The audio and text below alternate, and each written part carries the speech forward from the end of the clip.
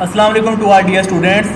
मैं आपका tutor Raza Latif theory for optimisation lecture number 40 deliver करने जा रहा हूँ। आज जो हमारा न्यू टॉपिक होगा, इस टॉपिक का नेम है लीवनबर्ग मर्कज़ मेथड। ये जो आज हम टॉपिक करेंगे ये मर्कज़ मेथड की इम्प्रूवमेंट है और उसको मॉडिफाई किया गया है।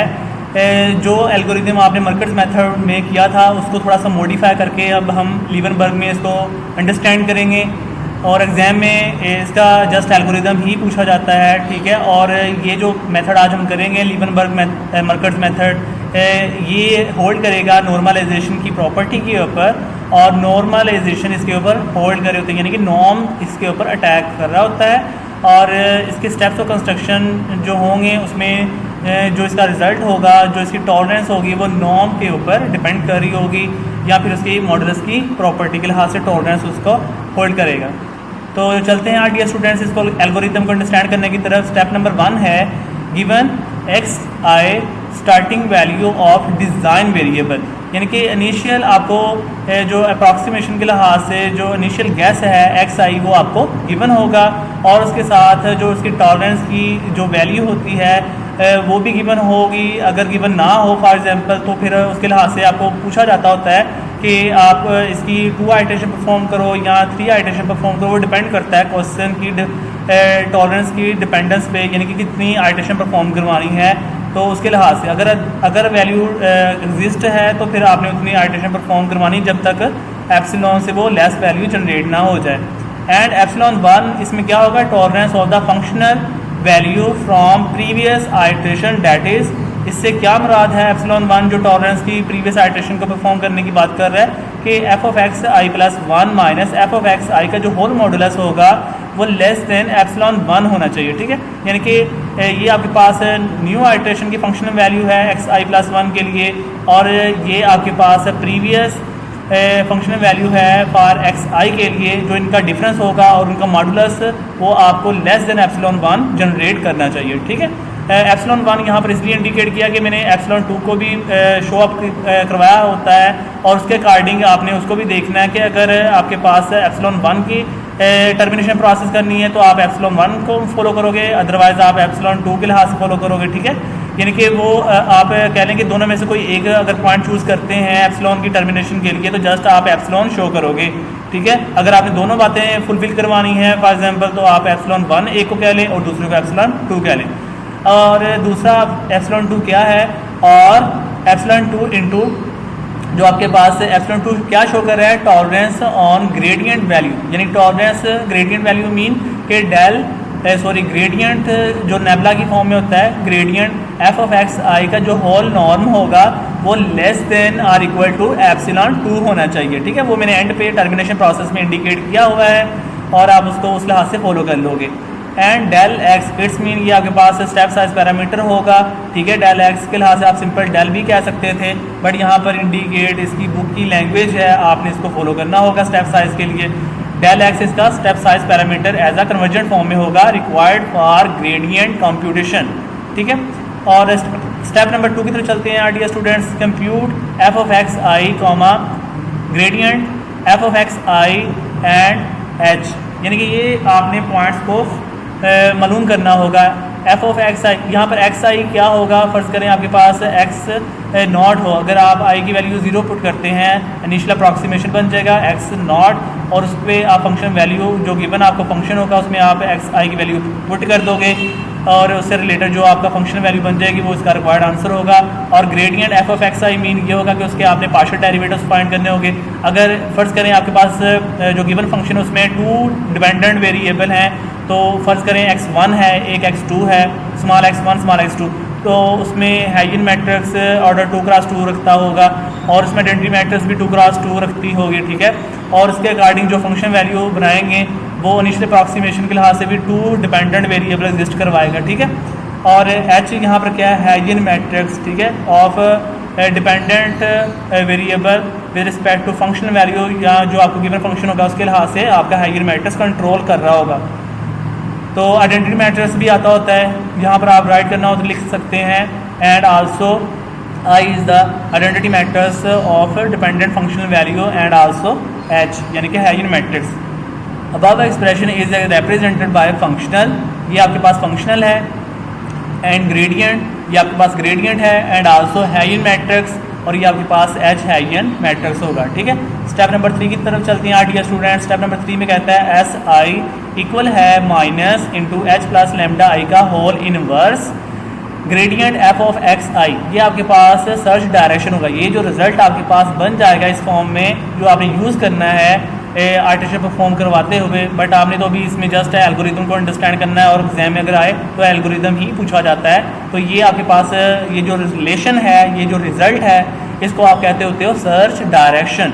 इसमें आई क्या चीज़ है, आई किस लिहाज से वेरी कर रहा होता है, वेयर आई इक्वल होगा 0, 1, 2 अप टू सो ऑन, यानी आई की जो लिमिटेशन प्रोसेस है वो 0 से स्टार्ट हो, और इसी के अकॉर्डिंग आपने मूव करना होगा। अगर इसमें आई 1 से स्टार्ट किया होता तो आपके पास इनिशियल अप्रॉक्सीमेशन x 1 से स्टार्ट होनी थी, बट यहाँ पर मैंने इसको मर्कर्स मेथड के अकॉर्डिंग फॉलो करवाया है, इसलिए वहाँ पर मर्कर्स मेथड में मैंने इसे 0 से ही स्टार्ट किया था, और इस लीवनबर्ग मर्कर मेथड में भी मैंने इसको 0 से ही स्टार्ट किया ताकि सेम प्रोसीजर होल्ड हो सके। जो फ़र्क आएगा वो मैं आपको बस बताऊँगा। इसमें फ़र्क लीवनबर्ग का और मर्कर्स मेथड में थोड़ा सा क्या फ़र्क आता है, बाकी सेम ही है। तो एक्स आई प्लस 1 इक्वल है x I plus S I, ये आपके पास अपडेट डिज़ाइन वेक्टर बन जाएगा, यानी ये जो रिलेशन होगा ये अपडेटेड डिज़ाइन वेक्टर को होल्ड करेगा। अगर देखा जाए तो ये आपके पास स्टीपर डिस्टेंस मेथड की प्रॉपर्टी को भी होल्ड कर रहा है, क्योंकि स्टीपर डिस्टेंस मेथड में भी इस तरह का कुछ सेंस रिजल्ट बन रहा था, और उसमें भी ग्रेडियंट की फॉर्मेशन और ये मैट्रिक्स को जो आइडेंटिटी मैट्रिक्स के लिहाज से कंट्रोल कर रहा था वो भी नेगेटिव था, और यहाँ पर जब उसकी वैल्यू को अपडेटेड के लिहाज से पुट करते थे तो आपके पास कुछ न्यू रिजल्ट आता था। इसमें भी ऐसे ही है कि आप एस आई की वैल्यू यहाँ से, ये जो एस आई का रिजल्ट आपने ये कैलकुलेट किया हुआ है सर्च डायरेक्शन के लिए, इसको आप इस एक्स आई प्लस 1 के अंदर पुट कर देंगे। देन आपके पास रिजल्ट क्या आ जाएगा, this implies that X I plus 1 equal होगा X I minus H plus lambda I का whole inverse gradient F of X I. ठीक है, ये आपके पास सर्च डायरेक्शन एस आई का रिजल्ट है, और X I as it is था, और एक्स आई प्लस 1 भी एज इट इज़। ठीक है, और ये जो आपका रिजल्ट ये वाला फाइनली बन गया, इसको आप कहते होते हो लीवनबर्ग मर्कर्स मेथड। ये जो आपका रिजल्ट बनेगा जिस पे आप आइटरेशन परफॉर्म करवाते होते हो, इसका आपका रिजल्ट इंडिकेट होगा मजीद आइटरेशन को परफॉर्म करवाने के लिए, और टिल आपने टर्मिनेशन प्रोसेस को होल्ड करना है जब तक वो प्रोसीजर कंप्लीट नहीं हो जाता। स्टेप नंबर 4 की तरफ चलते हैं डियर स्टूडेंट्स।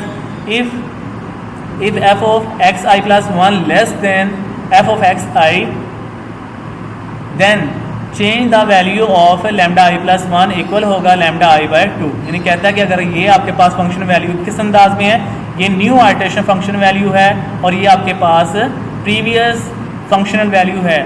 तो जो न्यू फंक्शनल वैल्यू अगर लेस देन आ जाए प्रीवियस फंक्शनल वैल्यू से, देन आपने क्या करना है, then change the value of lambda I plus 1 equal होगा lambda I over 2। It's mean अगर आप आई की वैल्यू 0 पुट कर रहे हैं तो लेमडा 1 इक्वल हो जाएगा लेमडा 0 ओवर 2। ठीक है, अगर आपके पास सेकंड आइटरेशन में है तो आप वहाँ पे आई की वैल्यू 1 पुट करेंगे, इट्स मीन लेमडा 2 इक्वल होगा लेमडा 1 ओवर 2। ठीक है, और फर्दर जब आप ये स्टेप परफॉर्म करवा लोगे उसके बाद फर्दर आपका स्टेप ये होगा, and next move gradient F of X I whole norm less than और इक्वल टू एप्सिलॉन 1। ठीक है, यानी कि ये आपके पास ग्रेडियंट होल नॉर्म जो होगा वो less than equal to epsilon 1 होना चाहिए, और इस अंदाज में आप मूव करेंगे। अगर ऐसा नहीं होगा तो आप फिर अपनी आइटरेशन को परफॉर्म करवाना शुरू कर दोगे, और इस तरह आप देखेंगे लेस देन आ रहा है तो आप उसको ये रिड्यूस करते जाएंगे, और रिड्यूस करने के बाद फिर चेक करेंगे कि gradient norm less than or equal to epsilon 1 generate हो गया है, तो आप उसको वहाँ पे स्टॉप कर दोगे, अदरवाइज ये प्रोसीजर कंटिन्यू होता रहेगा। If F of X I plus 1 greater than F of X I, अगर ये न्यू आइटरेशन ग्रेटर दैन आ जाती है कह लें कि प्रीवियस फंक्शनल वैल्यू से, देन क्या करोगे, then change the value of lambda I plus 1 equal to lambda I. It's mean कि आप आई की वैल्यू 0 पुट करते हो तो lambda 1 equal to lambda naught हो जाएगा, या लेमडा 0 हो जाएगा। ठीक है, यानी कि ये आपके पास उस लिहाज से डबल इंक्रीज़ कर देगा जो आपकी वैल्यू होगी, और उसके बाद आपने मूव कर जाना है नेक्स्ट मूव स्टेप नंबर 3। इसी तरीके से आप आइटरेशन को यहाँ पे परफॉर्म करवाते रहोगे, और उसके लिहाज से आपने अपनी जो टर्मिनेशन प्रोसेस की जो एक उसका रिजल्ट है उसको फुलफिल करवाना है, और तब तक ये कंटिन्यू प्रोसेस रहेगा। स्टेप नंबर 5 की तरफ चलते हैं dear students. If F of X I plus 1 minus F of X I का जो होल मॉडुलस है लेस देन एप्सिलॉन 1 अगर जनरेट हो जाता है, या फिर gradient F of X I का whole norm less than epsilon 2 हो जाता है, देन आप क्या करोगे, then we terminate the process. यानी कि कहता है कि अगर आपके पास ये कंडीशन फुलफिल हो जाए या फिर ये आपके पास कंडीशन फुलफिल हो जाए, ये आपके पास मॉडुलस की प्रॉपर्टी है एप्सिलॉन 1 के लिहाज से, और ये आपके पास नॉर्म की प्रॉपर्टी है एप्सिलॉन 2 के लिहाज से, ठीक है। इन दोनों में से कोई एक प्रॉपर्टीज़ आप सेटिस्फाइड करवाने की कोशिश कर लें, देन आपके पास जो रिजल्ट होगा वो टर्मिनेट प्रोसेस को लीड कर जाएगा, ठीक है। अगर ऐसा नहीं होता, else we go to step number 3। अगर ऐसा नहीं होता तो आप स्टेप नंबर 3 की तरफ मूव कर जाएंगे और अपने प्रोसेस को कंटिन्यू करते रहेंगे जब तक आपके पास ये प्रॉपर्टी होल्ड नहीं हो जाती, ये फर्स्ट वाली प्रॉपर्टी या फिर ये वाली सेकंड वाली प्रॉपर्टी, ठीक है। यानी कि एप्सिलॉन 1 के लिहाज से आप ये प्रोसेस लें या फिर एप्सिलॉन 2 के लिहाज से। तो फाइनली आपके पास क्या होगा, आपके पास कोई ना कोई रिक्वायर्ड सोल्यूशन भी बनना होता है।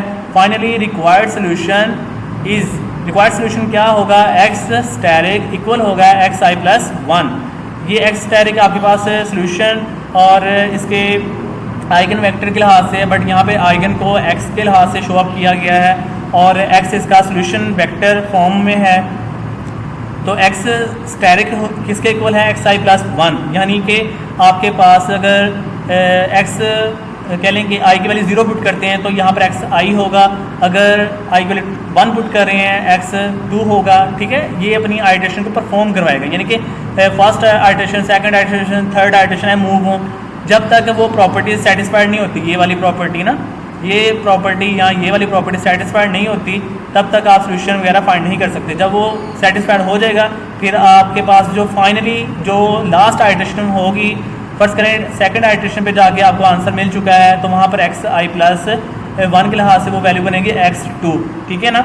और वहाँ पर x2 को आप फिर कह दोगे एक्स स्टेरिक। अगर थर्ड आइटरेशन पे जाके वो आपके पास वैल्यू गेट हो जाती है और सेटिस्फाइड कर देता है टर्मिनेशन प्रोसेस को, तो आपके पास हो जाएगा x2 + 1 x3। x3 आपके पास x स्टेरिक होगा, यानी कि उसका रिक्वायर्ड सोल्यूशन होगा, और उस रिक्वायर्ड सोल्यूशन के ऊपर आपने फंक्शन वैल्यू को परफॉर्म करवाना है, यानी कि एक्स आई प्लस 1 का जो रिजल्ट आपके पास गेट किया होगा, जिसको आपने एक्स स्टेरिक का नेम दिया है, उसके ऊपर आपने फंक्शनल वैल्यू लेनी है। जब आप फंक्शन वैल्यू अप्लाई करोगे तो आपके पास F of X I plus 1 का रिजल्ट फाइंड हो जाएगा और वो फाइनली उसका रिक्वायर्ड फंक्शनल वैल्यू सोल्यूशन हो जाएगा। ये उसका पॉइंट के लिहाज से रिजल्ट है एक्स स्टेरिक, और ये आपका फंक्शनल वैल्यू के लिहाज से रिजल्ट है एफ ऑफ एक्स स्टेरिक, और फाइनली आप लीवनबर्ग मर्गर मेथड को होल्ड करवा देंगे। जस्ट इसका एल्गोरिदम अंडरस्टैंड करना था डियर स्टूडेंट्स। अगर फिर भी किसी स्टेप में किसी स्टूडेंट को कोई प्रॉब्लम बनता हुआ हो या किसी स्टेप का ना पता लगा हो तो वो अपने क्वेश्चन कर सकता है। तो ख्याल रखिएगा डियर स्टूडेंट्स, दुआओं में याद रखना। अल्लाह हाफिज़ एंड स्टे ब्लेस्ड।